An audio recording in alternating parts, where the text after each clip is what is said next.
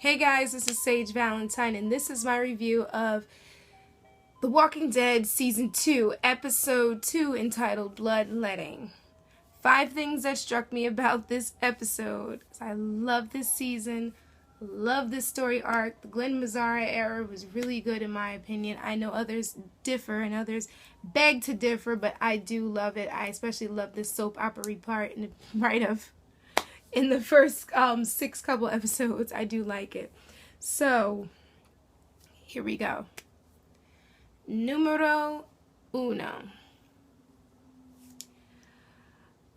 Shane had feelings for Lori before all of this began. And Lori had feelings a little bit for Shane. But I think if this whole zombie walker apocalypse hadn't happened, Lori and Rick probably would have been divorced and Rick would not have seen it coming. Number 2. We find out that Otis shot Carl and he didn't do it on purpose, but Shane is like carrying this deep-rooted just anger at this guy, and Rick is upset, but Rick blames himself more than anything else. But Shane is just so angry in this particular episode. Like, he's even yelling at poor Otis, who's a little overweight, and like he can't even run, and he's just like making him run.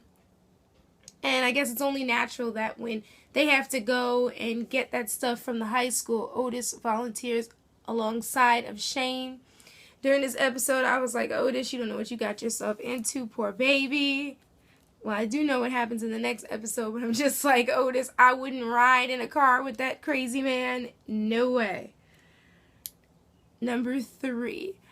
Now, Herschel opened his house to Rick and Carl. He could have just turned them away.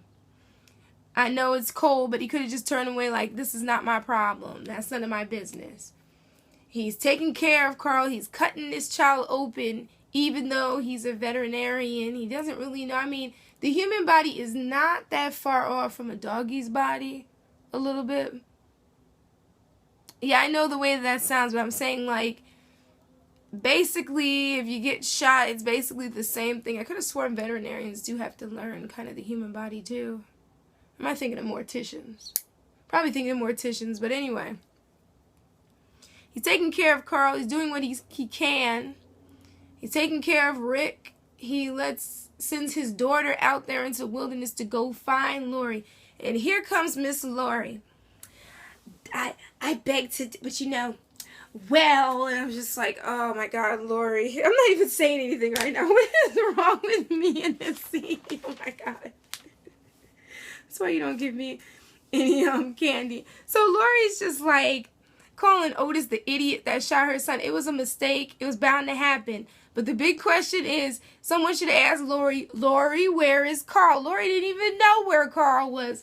Even like she basically kind of pushed him off to Rick. And what I mean by that, it's like Rick and Shane were out there in the woods in episode 1. Instead of her keeping this child close, she's just like getting him out of her hair, because to me it's all about Lori during this season. She's really not thinking about much of anything at this point.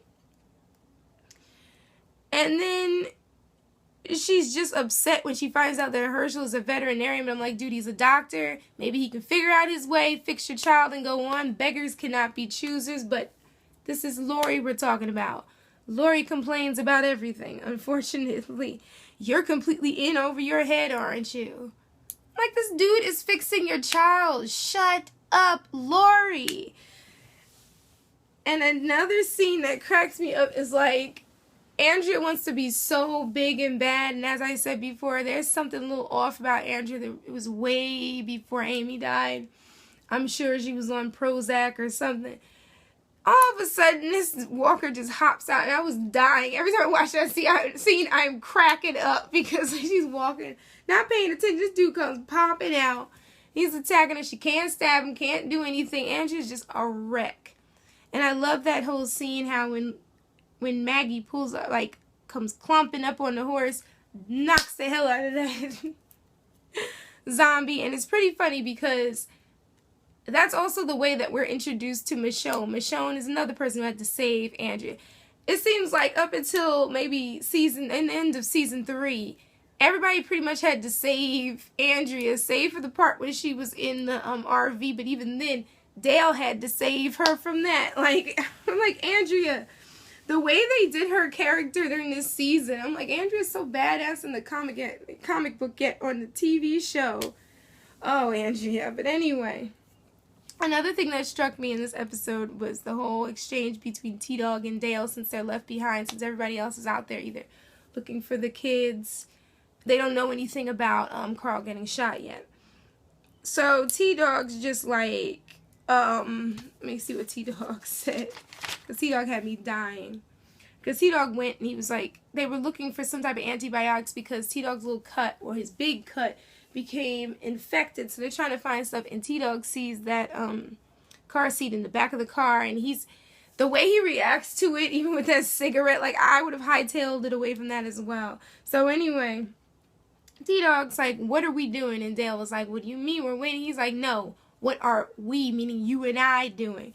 So he's just like, people out there looking in the woods for Sophia, we're out here like live bait.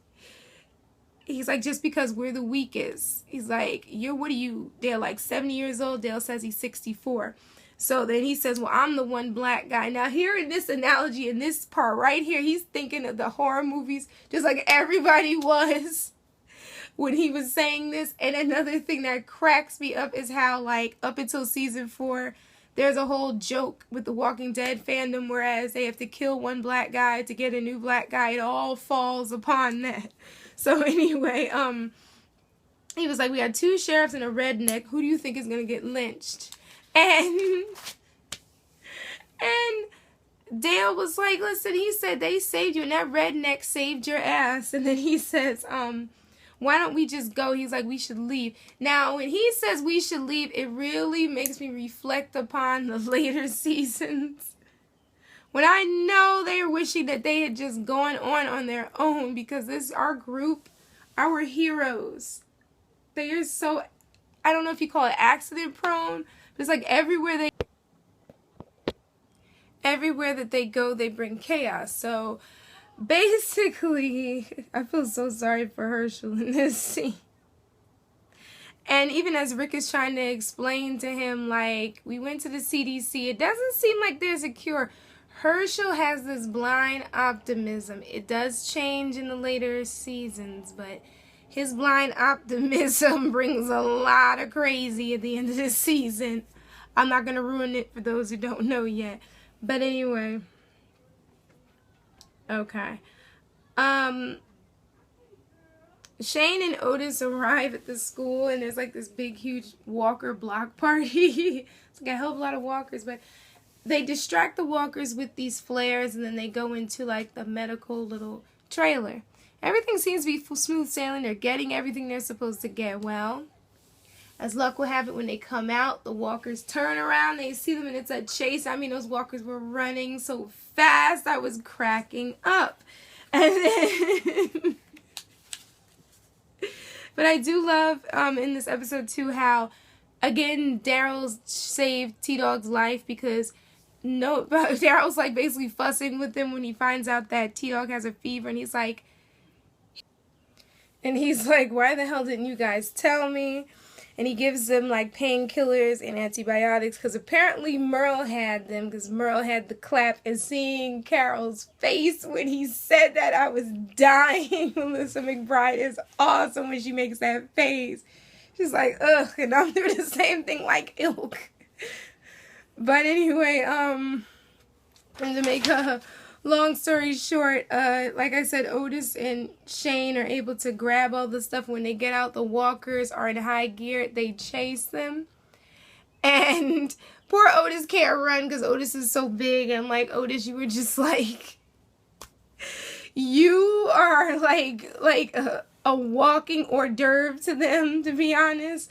But anyways, walkers are like running really fast, and Shane shoots through the high school doors, front doors, and they hide. He pulls the gate across with the bolt, and the bolt can't hold. And the camera angle basically, they're basically telling us like it's not gonna hold for very long, so we may lose these 2 characters.